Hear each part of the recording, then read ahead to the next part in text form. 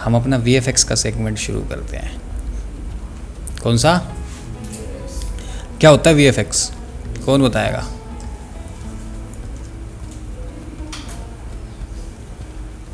क्या है VFX?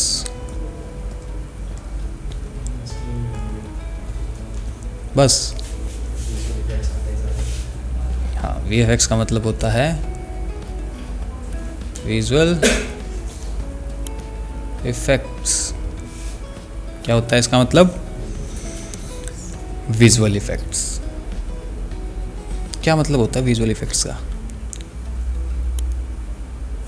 और CGI एक वर्ड सुना होगा तुमने। क्या होती हैं ये चीज़ें CGI? हाँ, इसमें G आ रहा है तो ग्रीन स्क्रीन यही होती होगी सर। VFX में तो G आ ही नहीं रहा। CGI होता है कंप्यूटर जनरेटेड इमेज।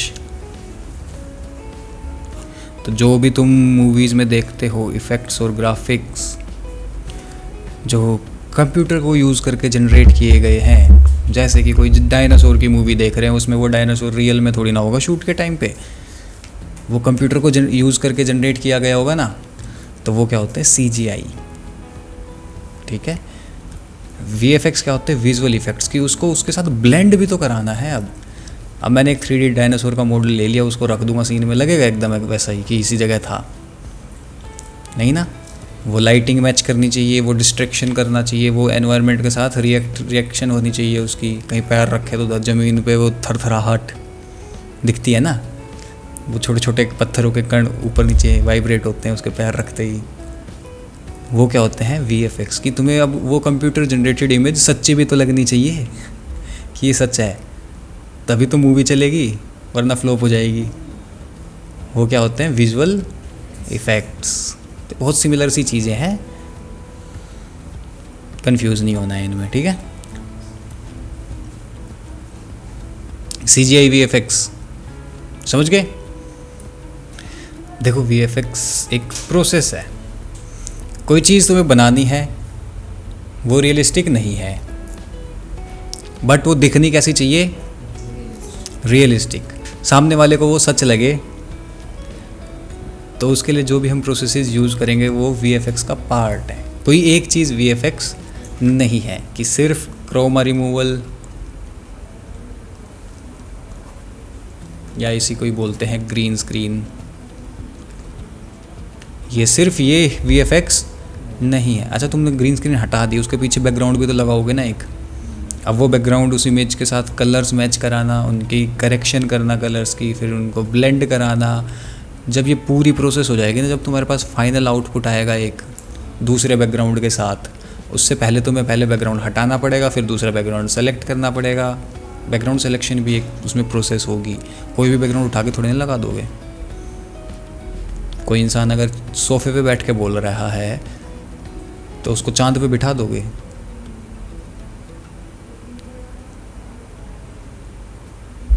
तो आसमान में उड़ा दोगे? बिलीवेबल होना चाहिए ना अब उसका बैकग्राउंड भी, या नहीं होना चाहिए? तो वो बैकग्राउंड सिलेक्शन, ठीक है। उसके बाद फिर उसको ब्लेंड कराना, इसको बोलते हैं कंपोजिटिंग। ब्लेंड कराने वाली प्रोसेस को क्या बोलते हैं?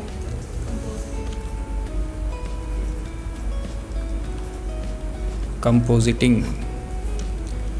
कि वो सच भी लगे। मान लो मैंने एक लिविंग रूम का बैकग्राउंड ले लिया, बिलीवेबल चीज़ है अब उसके लिए, सोफे पे बैठ के अगर कोई बोल रहा है तो, बट क्या वो कोई भी बैकग्राउंड ऐसे रख दूंगा लगेगा बढ़िया? पकड़ लोगे तुम सर ये तो नकली है। तो उसके लिए हमें ब्लेंड कराना पड़ेगा, थोड़ी सी लाइटिंग डायरेक्शन देखनी पड़ेगी कि बैकग्राउंड में किस साइड से लाइट आ रही है, तो हमारे कैरेक्टर पे भी उस साइड लाइट रहनी चाहिए, दूसरी साइड नहीं रहनी चाहिए। बैकग्राउंड सिलेक्शन में भी इस चीज़ को ध्यान रखेंगे कि हमारे कैरेक्टर पे लेफ्ट साइड से लाइट आ रही है, तो बैकग्राउंड को इस तरीके से रखेंगे कि बैकग्राउंड का लाइट सोर्स भी किधर हो? लेफ्ट साइड, सेम डायरेक्शन में हो। अपोजिट डायरेक्शन में कर दोगे तो गड़बड़ हो जाएगी, है ना। फिर उसको ब्लेंड कराना कि कैरेक्टर पे थोड़ी सी वार्मनेस कम है, बैकग्राउंड में वार्मनेस ज़्यादा है, तो उनको टोन्स देना। लुमित्री कलर को यूज़ कर लेंगे, लुमित्री स्कोप्स के बारे में जान लेंगे। जब ये सब ब्लेंड करा दोगे, जब वो लगेगा ना कि ये तो सच में यहीं बैठा था, ग्रीन स्क्रीन थी नहीं, तब जाके उस चीज़ को क्या बोलोगे तुम, VFX। सिर्फ ग्रीन स्क्रीन को कट करना VFX नहीं है, ठीक है। ये एक पूरी पाइपलाइन है, पूरी एक प्रोसेस है। पहले हटाना, बैकग्राउंड सेलेक्ट करना, बैकग्राउंड प्लेस करना, बैकग्राउंड में करेक्शन करना, कैरेक्टर के साथ ब्लेंड कराना, फाइनल आउटपुट जब आ जाएगा तब वो VFX कहलाएगा। उससे पहले तो अधूरी चीज़ है, ठीक है।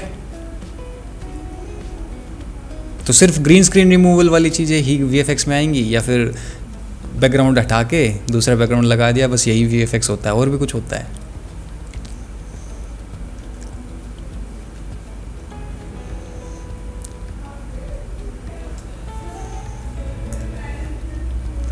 बताओ, क्या VFX में और भी कुछ होता है?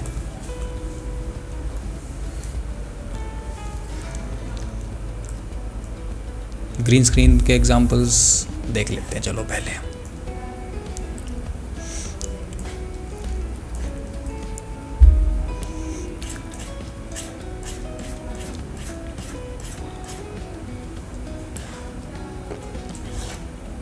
अब बताओ, क्या इस बैकग्राउंड को तुम्हें बस ये इमेज दिखाऊं, तुम कोई कह सकता है कि ये बैकग्राउंड ऐसा नहीं था? तो इस तरीके से कि सिर्फ ग्रीन स्क्रीन हटा देना नहीं आएगा उसमें। ग्रीन स्क्रीन तो कोई भी हटा देगा, एक क्लिक का काम होता है। एक इफेक्ट लगाया, एक क्लिक करा, ग्रीन स्क्रीन हट गई। सर आज हम बन गए सब VFX आर्टिस्ट। फिर तो सिर्फ इतना VFX नहीं है, ठीक है। और सिर्फ ये भी नहीं है कि ग्रीन स्क्रीन ही होगी VFX में, और भी चीज़ें आएंगी। मोशन ट्रैकिंग होता है। होलोग्राम वाली वीडियोस देखी किसी ने? देखी है? कुछ ने देखी है, कुछ ने नहीं देखी है। चलो दिखाते हैं थोड़ी सी। इस टाइप की वीडियोस क्या ये रियल है? बट लगती है ना रियल। वो एलिमेंट्स इंटरेक्ट कर रहे हैं साथ में, वो जेस्चर्स को समझ रहे हैं, वो टैप इंटरेक्ट हो रहा है, तब वो रियल लगती है ना। कि टैप कर रहे हैं तो वो बटन प्रेस हो रहा है, उस बटन पे थोड़ा सा वाइट कलर का और भी वो आ रहा है, ट्रांसपेरेंसी कम हो रही है उसकी, जैसा इंटरफेस में होता है। अब ये इसके रूल्स थोड़ी ना होते हैं कुछ भी, कि टैप करोगे तो ये चीज़ करनी है तुम्हें, स्क्रॉल करोगे तो ये चीज़ करनी है। पता है ना, रोज़ मोबाइल नहीं चलाते, कितनी बार दिन में टैप करते होगे, स्क्रॉल करते होगे, पता है ना वो इंटरेक्शंस तो कैसी होती हैं। बस तुम्हें अब उन चीज़ों को अप्लाई भी करना है। यहाँ पे कोई ग्रीन स्क्रीन नहीं है, तो क्या ये VFX में नहीं आएगा? यहाँ पे मोशन ट्रैकिंग और रोटोस्कोपिंग यूज़ कर रहे हैं हम, ठीक है, तो ये भी VFX में आएगा। तो यहाँ पे क्या था, मोशन ट्रैकिंग और रोटोस्कोपिंग, तो ये भी VFX का पार्ट है। तो VFX एक कोई फिक्स्ड चीज़ नहीं है, कोई फिक्स्ड चीज़ नहीं है कि बस यही VFX होगा। VFX में मल्टीपल प्रोसेसेस हैं, कुछ टेक्निक्स होती हैं, मोशन ट्रैकिंग की टेक्निक्स होगी, रोटोस्कोपिंग की टेक्निक्स होगी, ग्रीन स्क्रीन रिमूवल की टेक्निक्स होगी। अगर ये तुम्हें आती है तो इनको मिक्स एंड मर्ज करके यूज़ करना पड़ता है हमें, एक इमेजिनरी सीन को रियल लाइफ में दिखाने के लिए बनानी ऐसी होलोग्राम वाली वीडियोस। ऐसा तो नहीं लग रहा कि ये कमर्शियल में यूज़ ही नहीं हो सकते सर, ये तो अपनी वो उसके लिए बना रहे हैं हम, मेरे को अच्छा लग रहा है तो बना लिया होलोग्राम वाली वीडियो, वरना कहाँ कौन सा ब्रांड यूज़ करेगा एड्स के लिए, है ना? ऐसा तो नहीं लग रहा। तो कौन सा ब्रांड यूज़ कर रहा है फिर, मेरे को बताओ, नहीं लग रहा तो। CGI वीडियोस देखी थी ना कि ऐसे 3D प्रोडक्ट आके ऊपर से सड़क के ऊपर गिर रहा है, वो सारी चीज़ें, तो उसमें VFX की टेक्निक सप्लाई हो रही हैं। वो प्रोडक्ट उस एनवायरनमेंट का लगना चाहिए असली की वहीं पे था, वो लाइट के साथ रिएक्ट करना चाहिए सिमिलर वे में, है ना। वो कैमरा अगर मूव कर रहा है तो प्रोडक्ट कैमरा मूवमेंट को भी रिएक्ट कर रहा है, तो वो मोशन ट्रैकिंग भी उसमें होनी चाहिए। तो ये सारी टेक्निक्स यूज़ करेंगे उसमें। CGI एड्स भी बना सकते हो फिर तुम। हो गया होगा इसका प्रीव्यू लोड, ये देखो क्या नकली लग रहा है। हाँ सर, ग्रेन सी आ रही है इस पर, तो ऐसे लो क्वालिटी का साफ पता लग रहा है नकली है ना। अब ये 3D है, लो क्वालिटी में ही लोड कर रखा है, 3rd लेवल पे, हाफ क्वालिटी में, बहुत लो क्वालिटीज़ हैं यहाँ पे। तो जो ये क्वालिटीज़ अगर मैं पूरी क्रैंक अप कर दूँ तो इसका आउटपुट कैसा होगा। क्या ये कार्ड के साथ रिएक्ट नहीं कर रही। अब ये देखो लाइट भी इसके ऊपर रिएक्ट कर रही है गाड़ी की बोनट पे, देखो। इन सब चीज़ों की वजह से ये रियलिस्टिक लगता है ना। तो यहाँ पे भी मोशन ट्रैकिंग की टेक्निक है, सिर्फ मूवमेंट ही तो ट्रैक करिए यहाँ पे, वो है। और ब्लेंडिंग की टेक्निक है, ये भी VFX में होगा। मतलब VFX में मेजरली वो चीज़ें आएंगी तुम्हारी जो असली होती नहीं है बट असली लगती हैं। तो चलो आज हम थोड़ा सा मोशन ट्रैकिंग से शुरू करते हैं। अब मोशन ट्रैकिंग ना बहुत अलग अलग टाइप्स की होती हैं। उनमें सबसे बेसिक होता है, सबसे स्टार्टर लेवल का, पॉइंट ट्रैकर। क्या नाम है?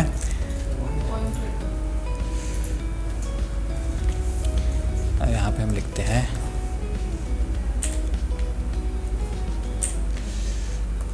मोशन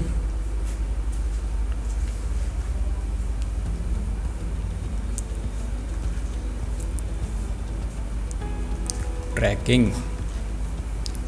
मोशन ट्रैकर अलग अलग टाइप के होते हैं। एक होता है हमारे पास पॉइंट ट्रैकर,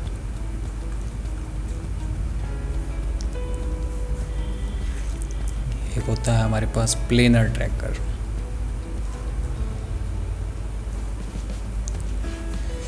एक होता है हमारे पास कैमरा ट्रैकर,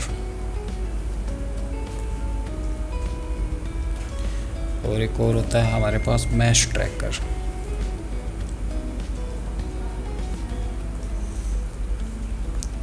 तो कितने सारे ट्रैकर्स हैं,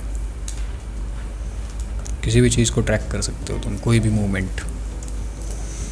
सबसे पहले हम पॉइंट ट्रैकर को समझेंगे कि ये किस तरीके से ट्रैक करता है मूवमेंट्स को, और कहाँ इसमें गलती हो सकती है, कहाँ तक ये इफ़ेक्टिव है, किस जगह पे ये काम ही नहीं आएगा। अगर कहीं पे गलतियाँ हो रही है तो गलतियाँ कैसे ठीक कर सकते हैं। ठीक है, तो जैसे इसका नाम है पॉइंट ट्रैकर। मान लो मेरे को अब मेरे हाथ की मूवमेंट ट्रैक करनी है एक वीडियो में। ठीक है, मैंने क्या करा, इसको पिन करते हैं पहले तो एक बार।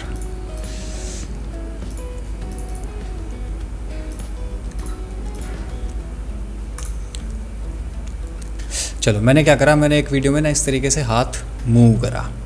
ठीक है, अब मैं क्या चाहता हूँ, इसके ऊपर ग्राफिक्स लगाना कि इस उंगली पे ऐसे लाइन निकल के जाए और यहाँ पे लिखा जाए कोई टेक्स्ट, इंडेक्स फिंगर लिखा जाए।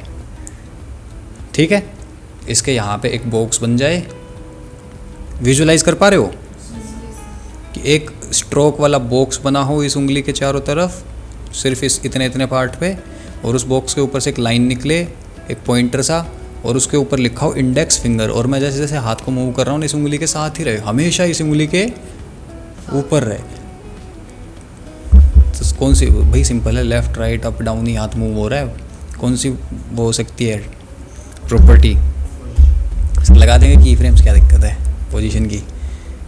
यहाँ से यहाँ जा रहा है तो यहाँ से यहाँ की फ्रेम्स, ऊपर नीचे लेफ़्ट राइट जा रहा है, बट बहुत सारी की फ्रेम्स हो जाएंगी। मैनुअली करना इसको ईजी नहीं है। हो सकता है कहीं मेरा हाथ स्लो जा रहा हो, कहीं मेरा हाथ तेज़ जा रहा हो, है ना। तो वो स्पीड भी मेंटेन करनी पड़ेगी। क्या कितना फिक्स करोगे, और बिल्कुल भी आगे पीछे नहीं होना चाहिए। तो पॉइंट ट्रैकर, अगर मैं सॉफ्टवेयर को ये बता दूं कि ये जो पॉइंट है ना, ये पॉइंट, ये उंगली, ये एरिया, इसको ट्रैक करना है तेरे को सिर्फ, तू बाकी वीडियो भूल जा, ये इतना देख, इतना इतना एरिया देख, ऐसे थोड़ा सा। अब इसको एग्जांपल से समझाता हूँ।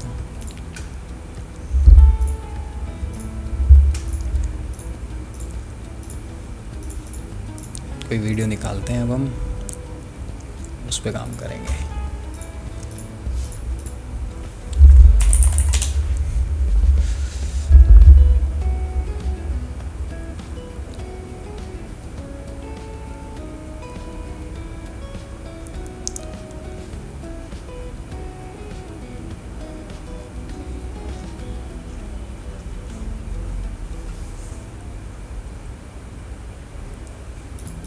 नई कंपोजिशन बनाते हैं।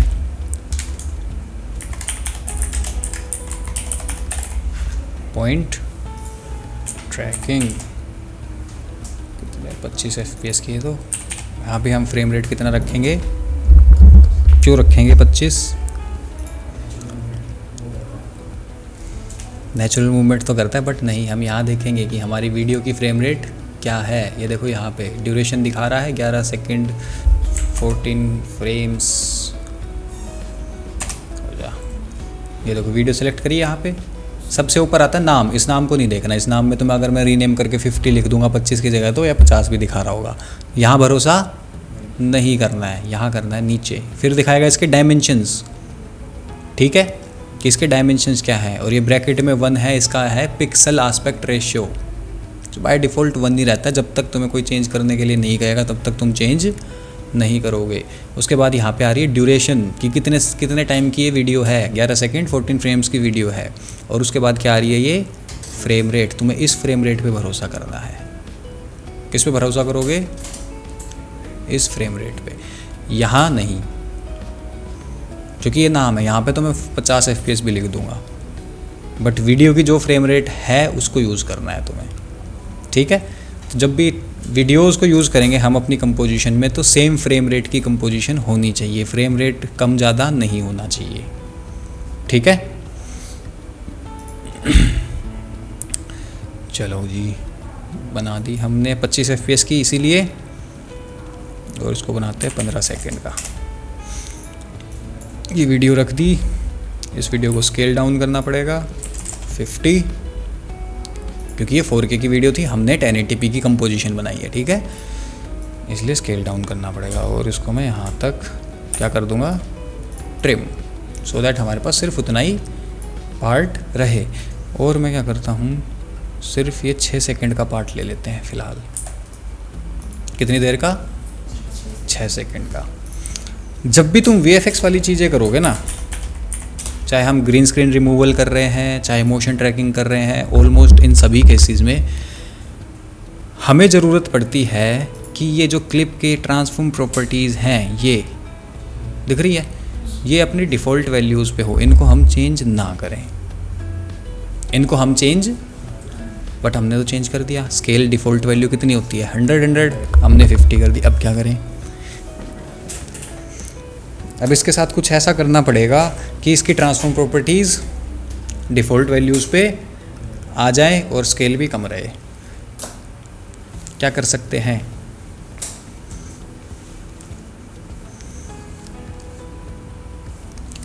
समझ रहे हो क्या चीज़, क्या ज़रूरत होती है हमें? ये ट्रांसफॉर्म प्रॉपर्टीज़ कैसी रहनी चाहिए? डिफ़ॉल्ट वैल्यूज़ पे। चाहे हम क्रोमा रिमूवल करेंगे तब भी हमें ये काम आएगी, रोटोस्कोपिंग करेंगे तब भी हमें काम आएगी, प्लेनर ट्रैकर को यूज़ करते हैं, मोका AE को यूज़ करेंगे तब भी हमें, कंडीशन है ये होनी चाहिए। बट बहुत बार हमें क्या करना पड़ता है, कम भी करनी पड़ती है स्केल। तो क्या करें इस केस में कि हम स्केल कम नहीं कर पाएँ? जब भी ऐसा होता है क्या करेंगे, इसको प्री कंपोज और मूव ऑल एट्रीब्यूट्स ज़रूर याद से ध्यान रखना, ठीक है। एक कंपोजिशन बना दी। अब देखो इसके ट्रांसफॉर्म प्रॉपर्टीज़ क्या डिफ़ॉल्ट हैं, क्या इसका स्केल कम करा था, हो गया, बस समझ गए। प्री कंपोज करना है इसको।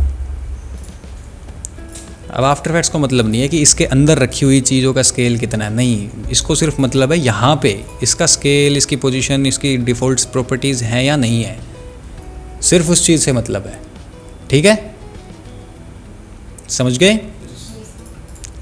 चलो जी, तो विंडो में जाके ट्रैकर पैनल को ऑन कर लेना। ये कुछ ऐसा दिखेगा यहाँ पे, इफेक्ट्स को बंद करते हैं। ये रहा, ये क्या है हमारा ट्रैकर पैनल। यहाँ पे अभी हमें ट्रैक कैमरा नहीं करना, कैमरा ट्रैकर यूज़ नहीं करेंगे, हम पॉइंट ट्रैकर को यूज़ करेंगे। पॉइंट ट्रैकर कहाँ मिलेगा हमें? ट्रैक मोशन में। किसमें? ट्रैक मोशन में। देखो जैसे मैं इस ट्रैक मोशन पे क्लिक करता हूँ ना, मेरे पास ये एक और प्रीव्यू खुल जाता है लेयर मोड में। किस मोड में? लेयर मोड में। कंपोजिशन का प्रीव्यू नहीं है ये, हमारी सिर्फ इस क्लिप का प्रीव्यू है। ठीक है सर, फ़र्क तो नहीं है इनमें कुछ भी। देखो मैं यहाँ पे ना कुछ भी कर सकता हूँ, मैं इसके ऊपर एक टेक्स्ट लिख सकता हूँ। ठीक है, अभी मेरे को टेक्स्ट दिख रहा है कंपोजिशन प्रीव्यू में, क्योंकि कंपोजिशन में मेरे पास दो चीज़ें हैं, है ना। बट मैं इसको सेलेक्ट करके ट्रैक मोशन पे जाता हूँ तो अब मेरे को टेक्स्ट नहीं दिखाई दे रहा। ये सिर्फ और सिर्फ लेयर प्रीव्यू है, सिर्फ और सिर्फ इसका प्रीव्यू है, इस लेयर का। इसके अलावा कुछ नहीं दिखेगा मेरे को। ट्रैकिंग वगैरह जब भी होगी सिर्फ और सिर्फ ये यहाँ पे ही होगी हमारे पास लेयर प्रीव्यू में। रोटोस्कोपिंग भी कहाँ होती है? लेयर प्रीव्यू में। डायरेक्ट कंपोजिशन में रोटोस्कोपिंग नहीं होती है, ना ट्रैकिंग होगी। तो कहाँ आएंगे? ऑटोमेटिक आ जाएगा पॉइंट ट्रैकर में, तो तुम्हें आने की ज़रूरत नहीं है। देखो अब एक ट्रैक पॉइंट होता है, ये हमारा क्या है? ये ट्रैक पॉइंट। साइज बढ़ा देता हूँ मैं इसका, कुछ ऐसा दिखता है, दिख रहा है? अब बात करते हैं कुछ चीज़ों की।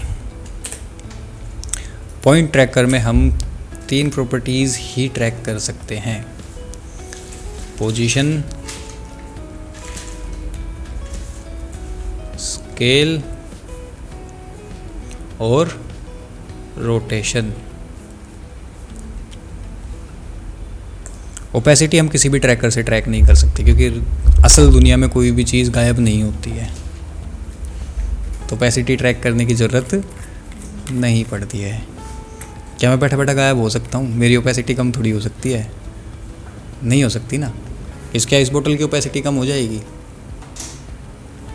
बताओ, क्या तुम्हारे पास कोई ऐसी शक्ति है, सुपर पावर है, जिससे तुम इसकी बोतल की ओपेसिटी कम करा सको?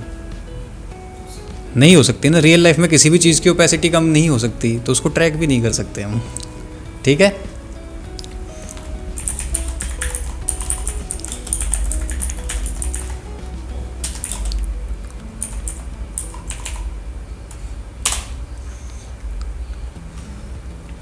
ये देखो ये ग्लासेज आते हैं,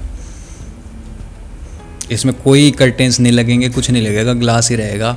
या तो ये ट्रांसपेरेंट रहेगा या इस तरीके से टिंटेड रहेगा, सिर्फ एक स्विच से। कोई कर्टेंस नहीं लगे हैं यहाँ पे, ये ग्लास ही टिंटेड हो गया है। अब कर लेना थोड़ी सी रिसर्च, सब मैं ही थोड़ी बताऊँ, मैं कौन सा साइंटिस्ट, मेरे को क्या पता कैसे होता है। ठीक है,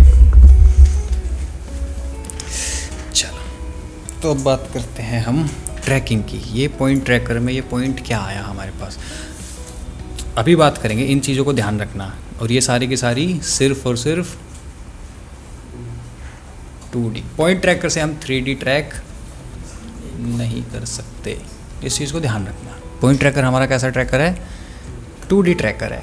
इससे कोई 3D मूवमेंट, कोई 3D चीज़ को ट्रैक नहीं कर सकते हो तुम। अब हमारी फ्रेम ऐसी है कुछ।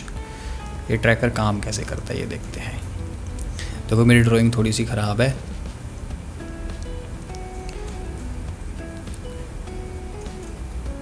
ऐसा सही कुछ है, फिस्ट है हमारे पास। कोई जज नहीं करेगा सर ये क्या है। ठीक है, और हमारे पास एक ऐसा पॉइंट है ना, ऐसा ही है ट्रैकर का पॉइंट हमारे पास। इसके ऊपर लिखा भी है ट्रैक पॉइंट 1, क्योंकि ये पहला ट्रैक पॉइंट है। तो इसके 2 एरियाज़ होते हैं, एक इनर एरिया है और एक आउटर एरिया है। ये 2 अलग अलग चीज़ें हैं। जो इनर बॉक्स होता है, ठीक है, वो क्या होता है? हमारा ऑब्जेक्ट एरिया, या बोले तो इस बॉक्स के अंदर वो चीज़ आएगी जिसको तुम्हें ट्रैक करना है। पॉइंट या फिर ऑब्जेक्ट टू बी ट्रैक्ड, वो किसके अंदर आएगा? इस इनर बॉक्स के अंदर। ठीक है, जो बाहर वाला बॉक्स होता है, आउटर बॉक्स, ये होता है सर्च एरिया। क्या होता है? Search area. ये होता है कि जिस भी पॉइंट, जिस भी ऑब्जेक्ट को हम ट्रैक कर रहे हैं, वो एक फ्रेम में कितना दूर तक जा सकता है, कि उसकी स्पीड कितनी है, उस पर डिपेंड करेगा कि ये सर्च एरिया कितना बड़ा होगा। ठीक है, एक फ्रेम में कितनी मूवमेंट है उसमें। ठीक है, दो एरियाज होते हैं हमारे पास। एक ऑब्जेक्ट एरिया, कि जिस चीज़ को ट्रैक करेंगे वो उस बॉक्स, इनर बॉक्स के अंदर होनी चाहिए।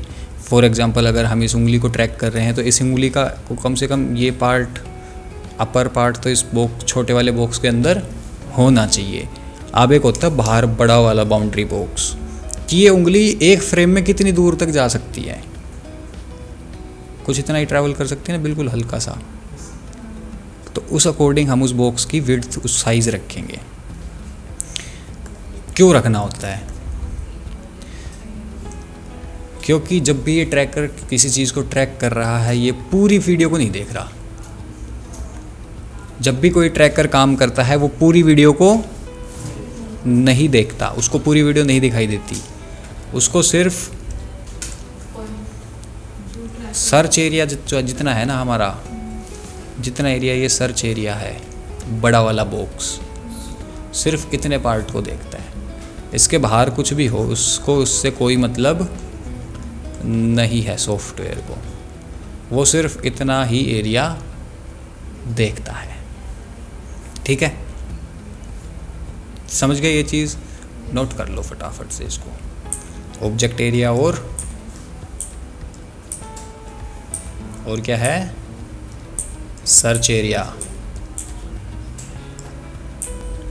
चलो जी, अब ये काम कैसे करता है, थोड़ी सी इसकी वर्किंग समझते हैं। अब ये पूरी वीडियो को देख ही नहीं रहा, तो ये कैसे ट्रैक कर रहा है?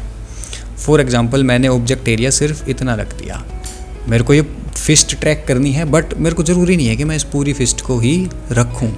नहीं, पॉइंट ट्रैकर में जितना प्रिसाइज एरिया तुम रखोगे, उतना ही अच्छे से और उतना ही फास्ट काम करेगा। ठीक है, अब मेरे को एक बात बताओ,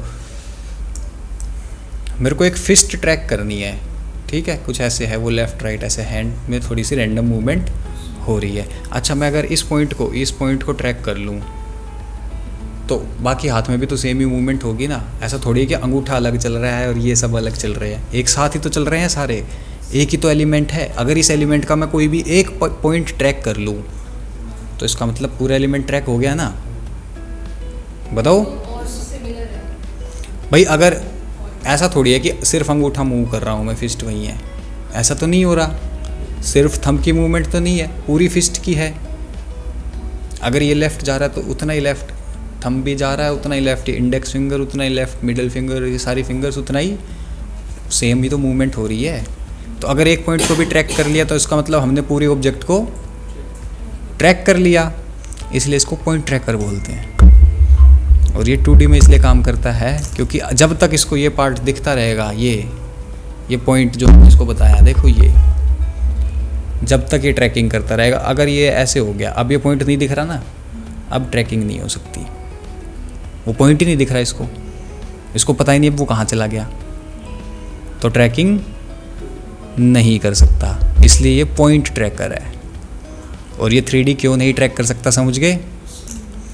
3D रोटेशन ही ये होगी, ये या फिर ये जो नॉर्मल है, ये तो 2D रोटेशन है। ये क्या है? 2D rotation. नॉर्मली अगर इमेज हो तो भी इसी तरीके से रोटेट कर सकते हो ना, बस इमेज को ऐसे रोटेट कर सकते हो, इमेज को ऐसे, सिर्फ इतना ही तो कर सकते हो। तो जब तक जो फेस सामने दिख रहा है, वो फेस घूम के कहीं और नहीं जा रहा, वो रोटेशन 2D है। देखो ये सामने वाला फेस है इसका, ये जब तक घूम के कहीं और नहीं जा रहा, जब तक 2D रहेगी। अभी घूम के इस साइड आ गया, ये 3D रोटेशन हो गई। ठीक है, समझ गए 2D और 3D में फ़र्क? तो पॉइंट ट्रैकर क्यों कर सकता है सिर्फ 2D को ट्रैक? क्योंकि वो एक पॉइंट को देखता है। अगर रोटेशन 3D होगी तो वो पॉइंट गायब हो जाएगा फ्रेम से, उसको पता ही नहीं होगा कि कहाँ गया वो पॉइंट, तो वो ट्रैक नहीं कर पाएगा। समझ गए? चलो बहुत अच्छे। अब इस सर्च एरिया को मैं थोड़ा सा बड़ा बनाता हूँ। अब ये सर्च एरिया में देखो, इस ऑब्जेक्ट एरिया में इसको क्या दिख रहा होगा? सिर्फ कुछ, आज तो देखो पूरी ड्राइंग में करूँगा, कलाकारी दिखाऊँ कुछ ऐसा ही पार्ट दिख रहा होगा इसको, इस जगह का, है ना, जूम इन करके। और वापस से मैं बना देता हूँ एक इसका सर्च एरिया। सर्च एरिया हमने कुछ ऐसे रख दिया, ठीक है। अब सर्च एरिया प्लेन बैकग्राउंड है, वही तो रहेगा नॉर्मल सही। तो ये है फ्रेम 1 फिलहाल हमारी। सोचो अब फ्रेम 2, अगली फ्रेम में थोड़ी बहुत मूवमेंट तो होगी, है ना। अभी ये पॉइंट मान लेते हैं हम सेंटर में है, ठीक है। अब ये सेंटर ना होके खिसक गया, अगली फ्रेम में मूवमेंट होगी थोड़ी सी। सेंटर ना होके ये किधर आ गया, थोड़ा सा राइट साइड में आ गया। अगर सर्च एरिया के अंदर ही है तो ट्रैकिंग कर पाएगा वो। सोचो अगली फ्रेम, हम सर्च एरिया ना बहुत छोटा सा रख देते, क्या रख देते, रेड कलर से, पिंक कलर से बना देते, सारे कलर्स यूज़ कर लूँगा आज। बहुत ही छोटा सा, इतना सा ही रख देता मैं, मान लो, ठीक है। और अगली फ्रेम में भी ड्रॉ कर देता हूँ उतना सा ही एक सर्च एरिया। अब सोचो अगली फ्रेम में क्या हुआ, मूवमेंट ऐसी हो गई कुछ, क्या ये पिंक के अंदर है? अब सॉफ्टवेयर बौखला जाएगा कि कहाँ गया पॉइंट, कहाँ है पॉइंट, ट्रैकिंग नहीं हो पाएगी अगर सर्च एरिया के बाहर चला गया तो। बट ब्लू वाला सर्च एरिया अभी है, उसके अंदर ही है वो चीज़। इसको पता है कि ये मान लो ये थी 0 0 वैल्यू, एक्स और वाई एक्सिस की कुछ ना कुछ तो वैल्यू होगी ना इस जगह की। ये मान ली हमने 0 0 और ये आ गया एक्स एक्सिस में +2, वाई एक्सिस में 0 ही है, ये कोई वैल्यू है, ठीक है भाई। ग्राफ पे हर एक पॉइंट की वैल्यू होती है ना एक्स और वाई एक्सिस में, तो तुम्हारी स्क्रीन पे भी हर एक पॉइंट की एक वैल्यू होती है, हर एक पिक्सल की एक वैल्यू होती है। इसी तरीके से कि एक्स एक्सिस का इतना वाला पिक्सल, वाई एक्सिस का इतना वाला पिक्सल, सिमिलर चीज़ को ट्रैकर यूज़ करता है। अब इसको पता चल गया ब्लू वाले ट्रैकर को कि कितना चला, ये 2 पिक्सल गया राइट साइड में। कितने पिक्सल गया? 2 पिक्सल राइट साइड में। तो ये 2 पिक्सल और राइट साइड नोट कर लेगा अपने दिमाग में कहीं भी, ठीक है। कि 0 फ्रेम 1 से फ्रेम 2 में कितना पार्ट कितना मूव करा उसने, 2 पिक्सल राइट साइड, ठीक है। सेम अब करेगा फ्रेम 2 फ्रेम 3 के लिए, ठीक है। बट अब तुम कहोगे जब ये नोट करेगा ना, देखो नॉर्मली हमारा वो ऑब्जेक्ट एरिया कहाँ था, यहाँ था फ्रेम 1 में, है ना।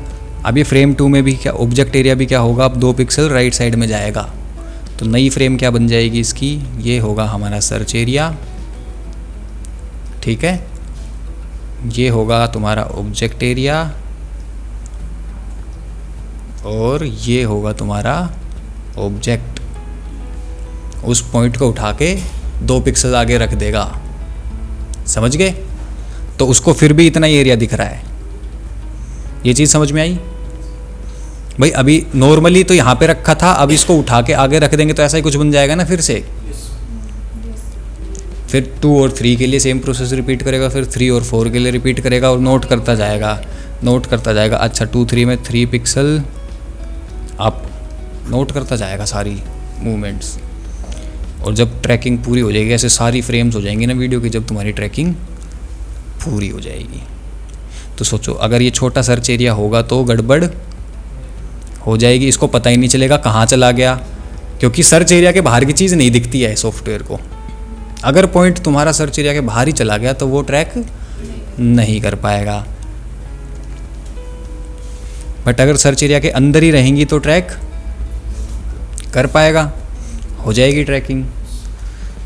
और पूरे फिस्ट पे रखने की ज़रूरत नहीं है ना, या मैं पूरे पूरे हाथ को रखूँ ऑब्जेक्ट एरिया में, नहीं।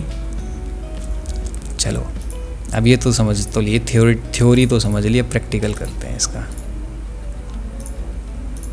वापस से आ जाते हैं हम इसमें। तो हम क्या करते हैं, ये मैंने छोटा करा ऑब्जेक्ट एरिया, इसको उठा के मैंने रखा यहाँ पे। देखो जो भी जूम इन में दिख रहा है ना, ये इसलिए प्रीव्यू दिखा रहा है कि यही चीज़ ट्रैक करेंगे जी हम, और कुछ नहीं, मत एक्सपेक्ट करना हमसे, ठीक है। और इसकी प्लेसमेंट भी ऐसे इस जगह नहीं कर सकता हूँ मैं, इस जगह नहीं कर सकता हूँ। मेरे को इसकी प्लेसमेंट उस जगह करनी चाहिए जिस जगह अगर ये वर्टिकली मूव करे तो भी। अब देखो वर्टिकली मूवमेंट में कुछ भी ज़्यादा चेंजेस आ रहे हैं, नहीं आ रहे ना। टेक्सचर हमें दिख पा रहा है बट सॉफ्टवेयर को इतना टेक्सचर भी नहीं पता उसको, ठीक है। तो ये ट्रैकिंग वर्टिकली पॉइंट्स की अच्छे से हो पाएगी। लेफ़्ट राइट तो पता चल रहा है साफ साफ कि ये लेफ़्ट राइट जा रहा है, पता चल रहा है ना, बताओ। बट अप डाउन नहीं पता चल रहा है इस पॉइंट पे। तो मेजरली हम इनको कॉर्नर पॉइंट्स पे रखेंगे, जैसे कि ये कॉर्नर पॉइंट हो गया। अब देखो इसमें अप एंड डाउन की अगर मूवमेंट भी होगी ना, दिख जा, तो भी साफ साफ पता चल रहा है, और लेफ़्ट राइट की होगी तो भी साफ साफ पता चल रहा है। इसलिए कहाँ रखेंगे, हमेशा कॉर्नर पॉइंट्स पे। और कंट्रास्ट होना चाहिए कि बैकग्राउंड का कलर और इसके कलर में कंट्रास्ट हो। अभी हमारे में कंट्रास्ट बहुत कम है, तो पहले ट्रैकिंग करके देखेंगे, फिर बाद में इसको बढ़ा के फिर दोबारा करेंगे। अगर नहीं हुई अच्छे से तो करेंगे कंट्रास्ट बढ़ा के, ठीक है। अब सर्च एरिया इतना बड़ा रखूं, बताओ।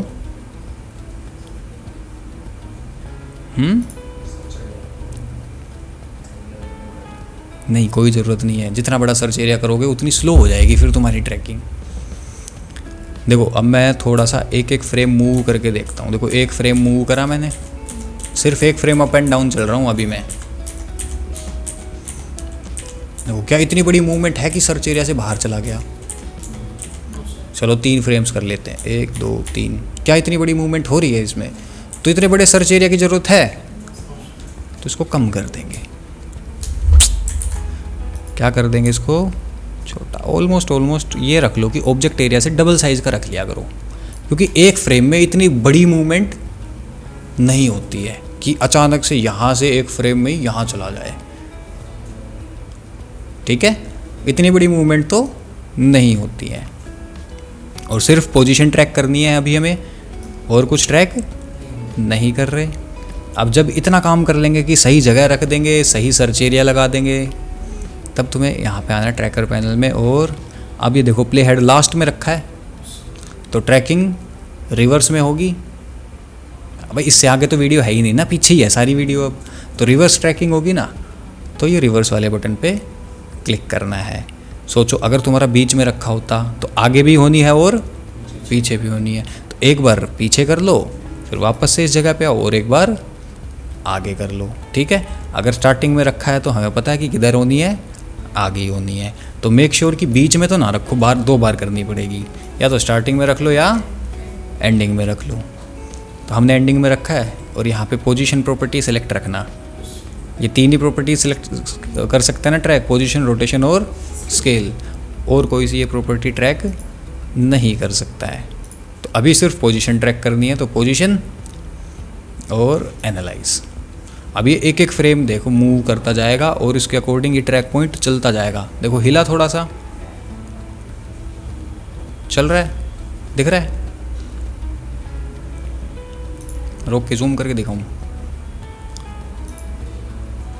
देखो उसके साथ साथ चल रहा है, ट्रैक करता जा रहा है, देखता जा रहा है कि हाँ इस फ्रेम में यहाँ चला गया, इस फ्रेम में यहाँ चला गया, इस फ्रेम में यहाँ चले गया, और नोट करता जा रहा है सारी चीज़ें। बाद में बता देगा तुम्हें, ऐसे ऐसे गया है जी, ऐसे ऐसे, यहाँ से यहाँ से यहाँ से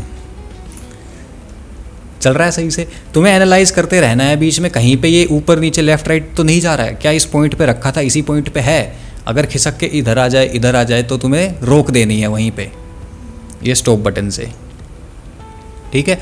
अभी हमारा सही से चल रहा है, चलने दो। अगर पॉइंट को सही जगह रखोगे, कंट्रास्ट रहेगा, up and down left right दोनों मूवमेंट्स ट्रैक हो सकती हैं अच्छे से, तो कोई दिक्कत नहीं आएगी। बस ये ध्यान रखना कि ये पॉइंट फ्रेम के बाहर ना जाए, ये पॉइंट कहीं गायब ना हो जाए, किसी ऑब्जेक्ट के पीछे ना छुप जाए। अगर ये चीज़ें होंगी तो फिर ट्रैकिंग नहीं हो पाएगी। अगर ये पॉइंट कहीं भी गायब हो गया, फ्रेम के बाहर चला गया, ऑब्जेक्ट के पीछे छुप गया, रोटेट होके चला गया कहीं और, तो फिर ट्रैकिंग नहीं हो पाएगी। ठीक है, अब देखो इसने पूरा रास्ता नहीं बता दिया, ये देखो ऐसे ऐसे ऐसे ऐसे ऐसे घूम गया है ना। देखो ये हो गई ना ट्रैकिंग। अब इसी के साथ नहीं चल रहा ये पॉइंट। सोचो इस चीज़ को तुम मैनुअली करते तो कितना टाइम लगता ना, बहुत टाइम। और अब कितना टाइम लगा, कुछ भी नहीं। मैनुअली इतना प्रिसाइज भी नहीं हो सकता था। हाँ और क्या, सब अपने आप कर देता है, बस हमें तो रखना है यहाँ तक। हमें इसकी प्लेसमेंट करके इस बटन पे क्लिक करना है, बाकी अपने आप हो जाएगा। ठीक है, ट्रैकिंग हो गई। अगर तुम्हारा पॉइंट ड्रिफ्ट नहीं करा, ऊपर नीचे लेफ्ट राइट कहीं नहीं खिसका, अगर तुमने ऑब्जेक्ट एरिया सर्च एरिया सही रखे हैं, तो ट्रैकिंग में कोई दिक्कत नहीं होगी, अच्छे से ट्रैक कर लेगा। अब इसको अप्लाई भी करना है।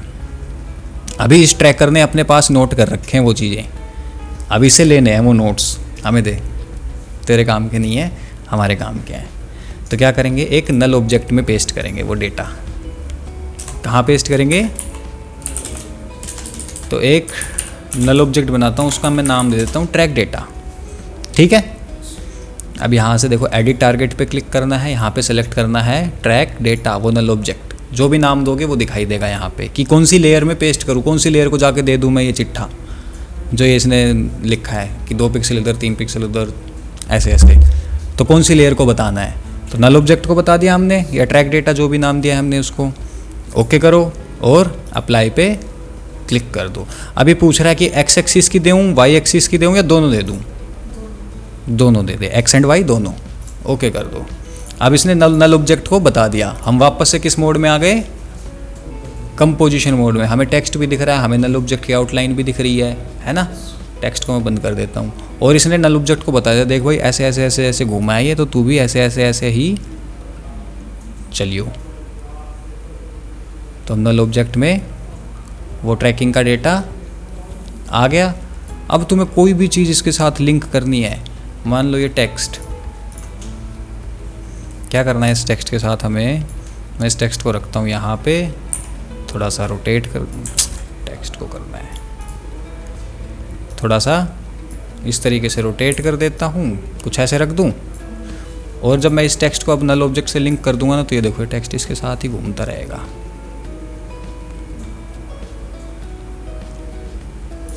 है ना।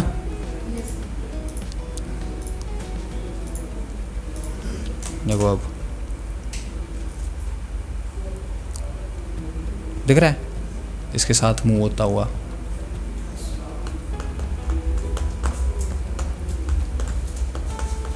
तो ये तुम्हारी ट्रैकिंग हो गई।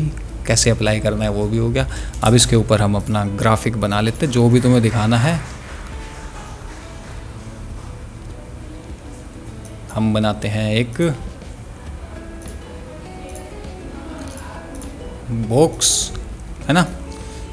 किस कलर का बनाए बताओ, चटक लाल बना देते।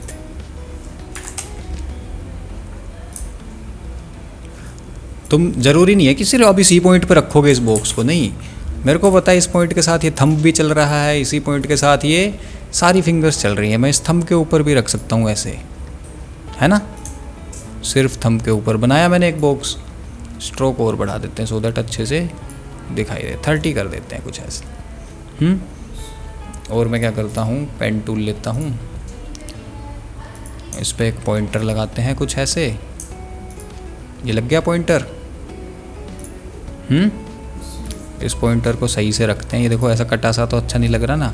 सोचो ये इसके ऊपर चला जाए सारा, तभी तो बढ़िया लगेगा। और इसकी विड्थ कम करनी पड़ेगी हमें थोड़ी सी, कुछ ऐसे। अब ठीक लग रहा है, थोड़ा बेटर। और इसके बाद मैं और थोड़ा सा स्टाइल कर देता हूँ। इसके बाद पीछे लगा देता हूँ एक सर्कल, कुछ ऐसे।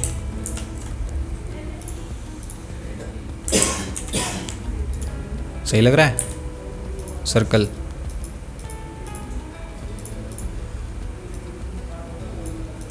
ठीक है। ये स्ट्रोक्स इतनी वाइड मैंने बस समझाने दिखाने के लिए करी है। ऐसे इतनी वाइड स्ट्रोक्स इसमें अच्छी लगेंगी नहीं, थोड़ी सी पतली होनी चाहिए, थोड़ी नहीं बहुत। और यहाँ पे मैं लिख देता हूँ ह्यूमन थंब। ठीक है, इसको भी रेड कलर कर देते हैं। साइज़ थोड़ा सा कम करना होगा। और क्या हो गया?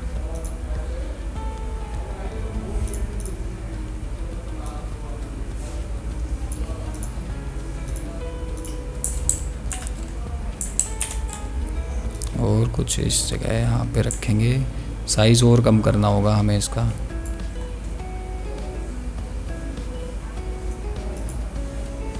लेफ्ट लाइन करके करता हूँ मैं इसका साइज़ को, कुछ ऐसे, है ना? ठीक है। अब मेरे पास ये 3-4 लेयर्स हो गई। अब इन 3-4 लेयर्स को क्या करूँगा? ट्रैक डेटा से लिंक, और हो गया जादू।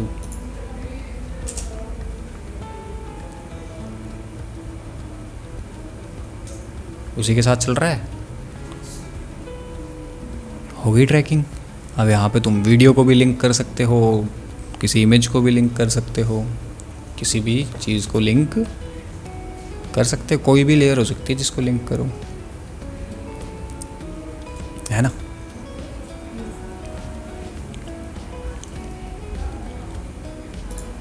समझ गए? सिंपल है ट्रैकिंग।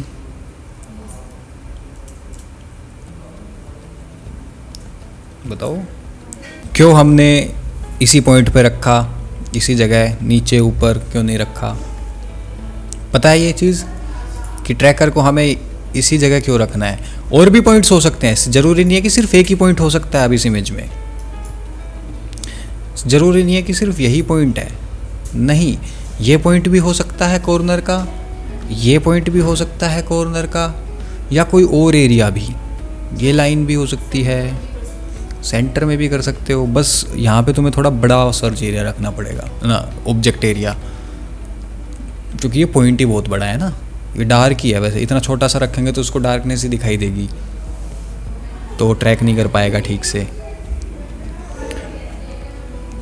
कोई भी एरिया हो सकता है। सोचो अगर इसमें ट्रैक नहीं कर पाता, कंट्रास्ट बहुत कम है, इसका कंट्रास्ट बढ़ाना हो हमें, तो क्या कर सकते हैं?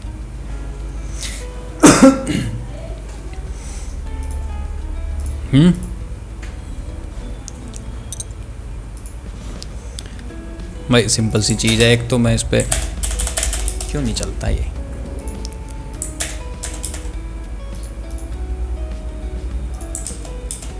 चल गया। मैं लेवल्स लगा दूँ इस क्लिप वाली लेयर पे, और इस तरीके से कर दूँ मैं।